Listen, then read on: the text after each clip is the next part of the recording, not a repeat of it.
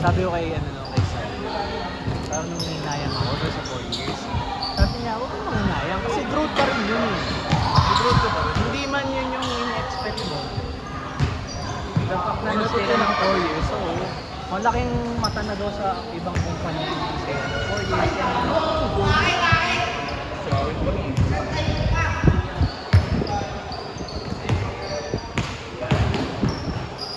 Naano kasi ako nung mga in-apply ako sa BGC. Ilan ako, nakatapos-apply ako.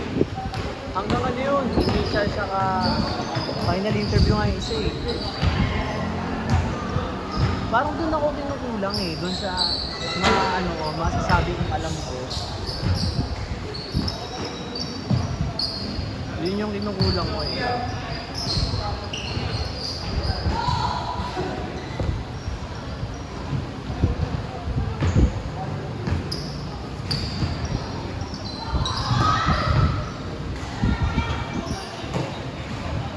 Sabi ni Arvin, make it till you make it. So yung alam ko na sa design and print, dinagdagan ko lang.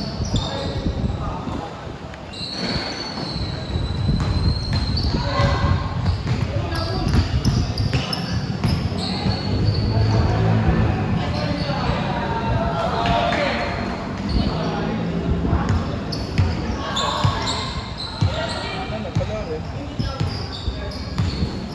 Hindi, saka sinunod ko lang din sinabi ni Boon na ginumang kami. Minsan kasama ka sa amin, Mark. Sabi ni Boon, alam mo sila, pag na may lang kumukuha sa'yo, din ka sa opportunity na yun, tingnan mo ba? Huwag kang maniwala sa, kasi nakita ko, ilang beses ako nakakita nun last year sa God Street. Pinipilit ako apply ako ng position, dalawa, tatlo. Yung isa, final interview na, tinangkihan ko. Inaano ko kasi, ito pa talaga gusto ko. Naghanap lang ako ng panakiprutas para makaalis dito.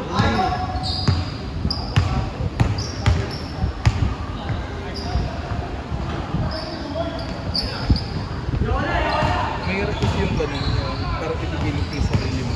So hindi naman nakapos na. Para kasi ganun na nangyari sa Ganyan yung naramdaman ko. Rapitin.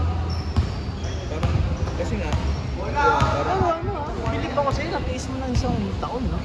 hindi, kasi talagang pinano ko 1 year kasi nga parang hindi ko pangit sa resume na months to, 1 lang. Hindi kasi ako, halimbawa, sa third month mo, hindi maganda yung Hindi, kung wala ka ng contract, alam mo yun, okay lang yun. kung hindi maganda yung feedback sa'yo ng 3 months, huwag mo nang hintayin yung mga na 6 months. Kasi questionable na yung 6 months ng bakante. Kaya ako yun.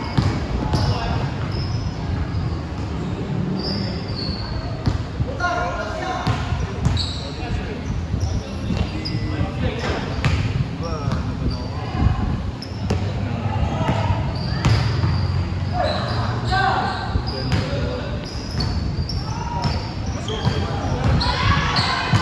Hirap mag-adjust.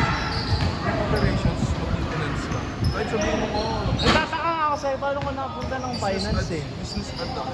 Alam ko naman, may Knowledge ka. knowledge ako. Pero kasi yung, parang yung naman, operations na. Gets ko yun, man. Gets ko yung sinasabi. Parang, Alam mo kasi, pagka nagkikwento ka ng mama, kasi sinabi ko sa sarili ko na, okay, kasi inisip ko muna talaga, parang maraming beses ko inisip. Kaya di humingi rin ako ng time. ano naman, tingnan sa'yo sa kaluwaan. Maraming beses ko siya inisip.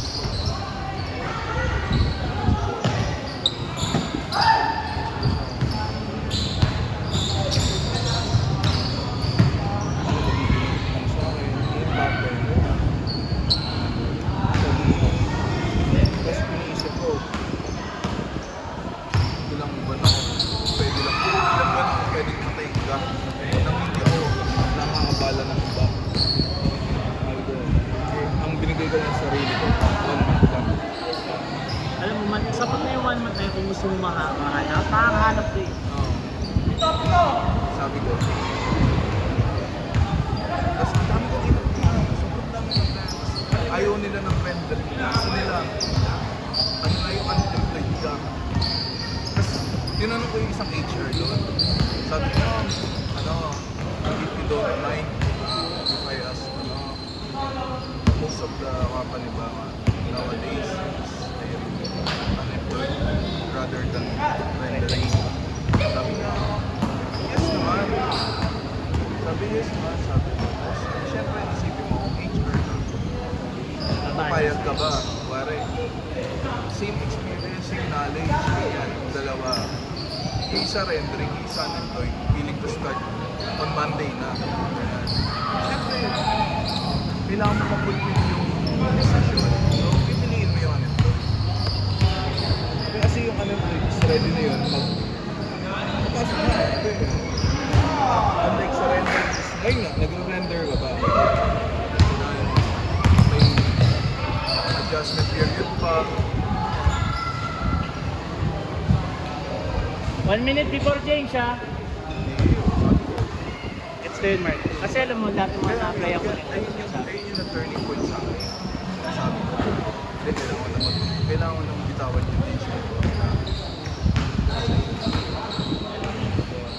Kasi yung rendering na sinasabi ko na yun. Last possession, last change. Ayun yung sinasabi ko rendering, hindi ka oras-sign. Hindi pa oras-sign yun. Sinasabi ko na rendering na. Pero total, hindi pa oras-sign. Sabi nga, kaya yung sabi ko na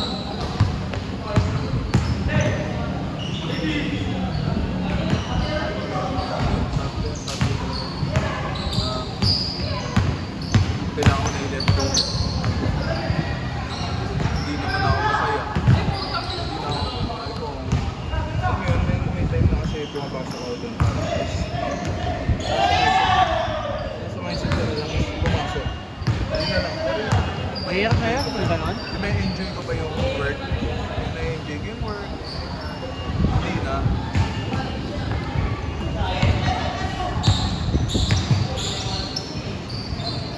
Sinabi ko nga rin yung sa boss ko dati sa Samsung. Inopen ako sa kanya. Change!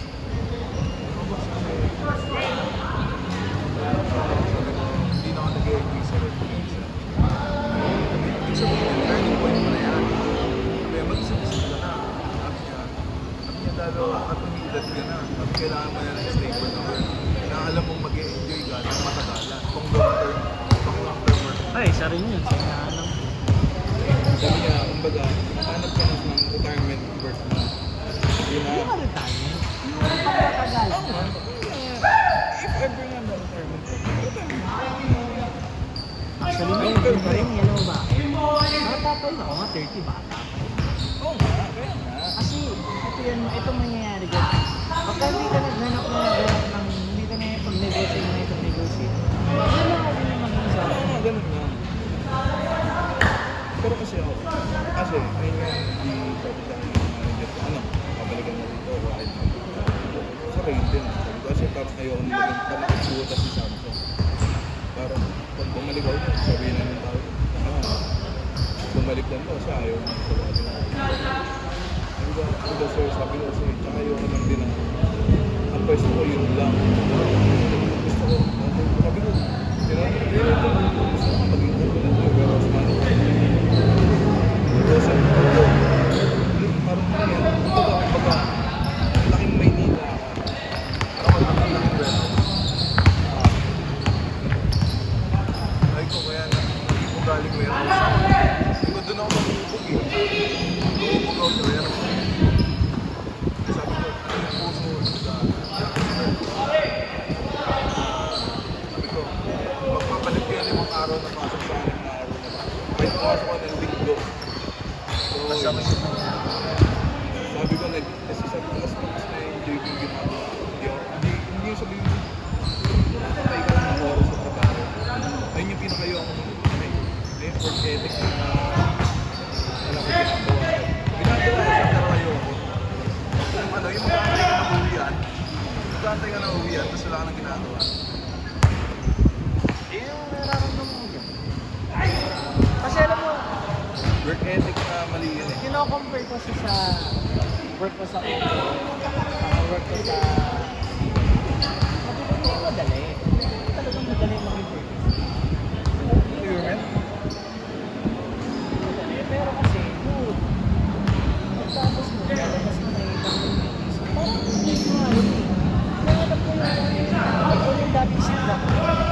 Yeah. Galing ako. Oh, nakisa lang ako boy. Laro ko sa atin.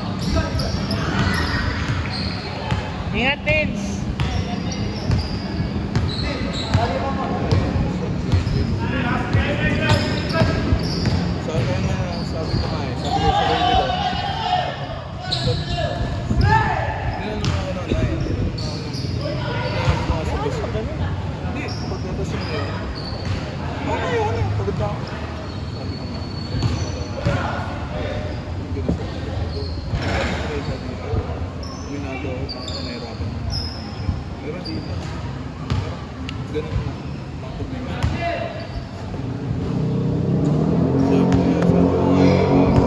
Hindi ko rin malaman bakit yun. Parang ang bilis ko nilet yun.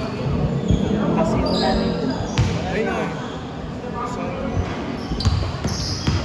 Hindi ko na-maintain. Hindi ko na-maintain yan. Kahit nung dati sa sabi. Ayoko na. Gusto ko pa. Ayoko na pero gusto ko pa. Sa TV, ayoko na pero gusto ko pa. May kondisyon kasi yun. Ayoko na kung wala na talagang ilalaki to. Gusto ko pa. Bibigyan mo ng datang sa malaki.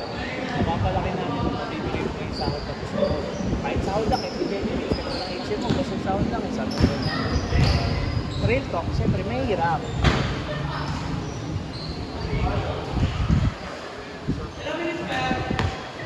Well, binis pa lang. 5 pa. Ano? Tatlo pa. 3 minutes pa.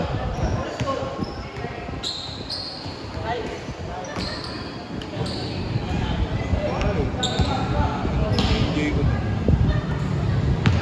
Pero yun yung na-realize ko. Gusto ko kasi lumot mo sa logistics. Hindi. Pros and cons. Pros and cons. Lagi naman yun. Pero kasi, alam mo, Pero kasi kung hindi ko sabi na ba yung cons eh. Kasi matutukan naman ako sa plan. sa kanya yun eh. Ang tawag doon, kailangan mo ma-let go para mapupo. Kailangan mo umalis. Eh, wala nang route eh. Ang nangyayari dyan, pinipilit mo lang sarili mo. Hoy, mayabang yun oh!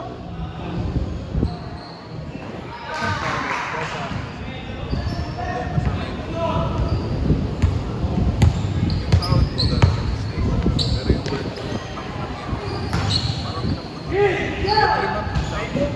marami pang pinapagawa sa Finance yun eh. kung ano yung pinapagawa ko yung ganyan. Yan eh, abuse ko. Nice, Bob. Ilang minutes na? Ah, Ilang minutes na lang bagay. 2 minutes. wala pa. 2 minutes na lang, 2 minutes. 2 minutes ha, 2 minutes.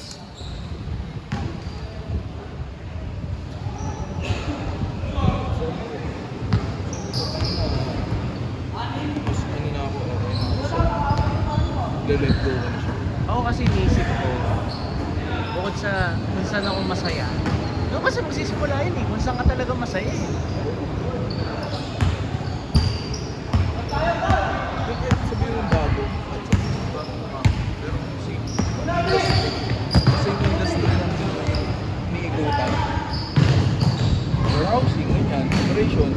Try mo parang sarili mo. Walang madali, pero meron yung mag-enjoy ka kahit ang hirap eh. Kahit weird ako nun. Sige, straight duty. Kahit yan. Pinakapasok ko din ko. Okay, straight duty ako. Ano yung pare? Nakauwi ko pala ng bahay. 5 oras pa lang tulog ko. Ulit. Last 1 minute ha. Pero alam mo, Mark ako. Hindi ko ano yun, kasi lugi na pag nagkasakit. Hindi nga. Pero syempre, isip mo rin yun. Kasi kung kaya mo. Sa bagay yun. Alam mo sabay naman din mo. Pero may pilit hindi mo kaya. Ang makiramdaman naman ang katawan mo.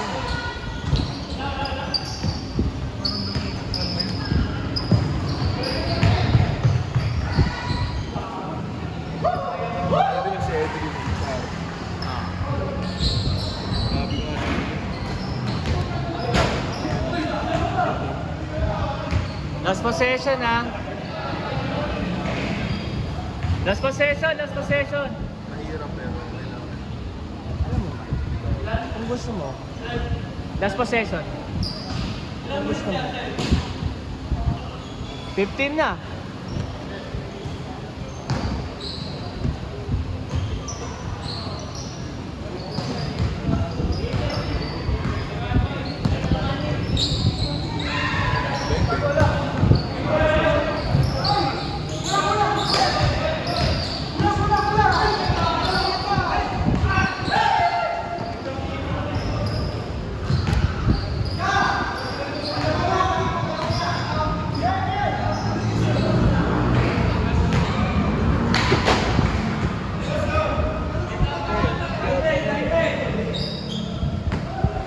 Kaya pa sa Diyos ko, nakakalusot ng operation. Pero ano ka lang, niniwala ko na sa kaya ko. Ano na kasi dyan? Tsaka may Ano ang pipiliin mo? Yun lang yun. Choice mo lang. Lagi ako, alam ko yung open sa sarili ko ngayon. Compare sa dati kong person.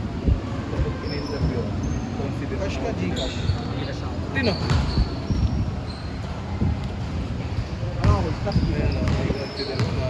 Ayan na, may consider na hindi ka nakakabado pag may kaba pa rin. Pero yung sasabihin ko. Kasi may lalim. Oy, Gina! Uy, post mo na yan.